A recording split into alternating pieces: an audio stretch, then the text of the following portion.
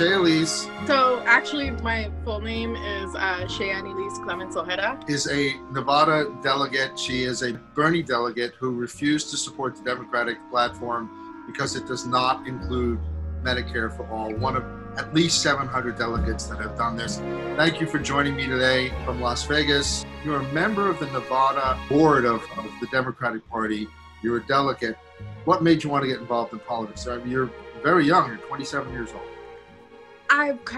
My family in general has kind of always been involved. My grandfather, who was a colonel in the Air Force, and my grandmother, who's a teacher out here, they did their best to put in a bill specifically for this state to see if we can't get more access to healthcare, mental health care. That's how it started. I personally got involved by myself. I want to say back in 2016 when our current president got elected. I wasn't happy in the direction that I saw the Democratic Party going. When they said we, it didn't quite feel like it included me. So I decided to say, hey, well then I'll do it. And so that's why I am now an SDP board member and why I also decided to be a delegate.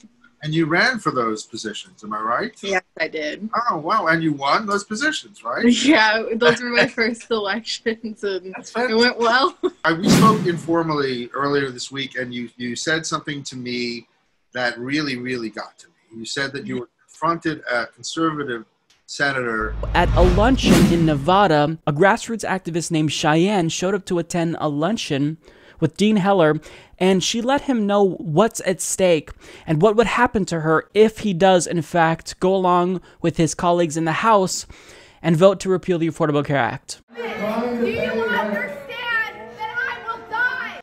And this accelerated your interest in politics and accelerated your interest in universal health care. I do know that the ACA has its flaws, but it has also saved my life.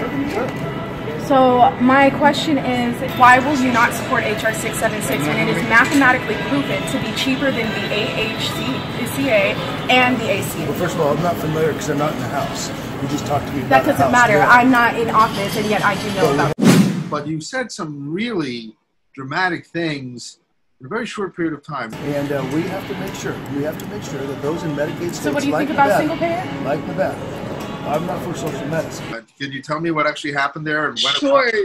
It wasn't just me. There were a few of us that decided to basically infiltrate a luncheon that Senator Heller was a part of. And we all waited outside of the ballroom that they had the luncheon in.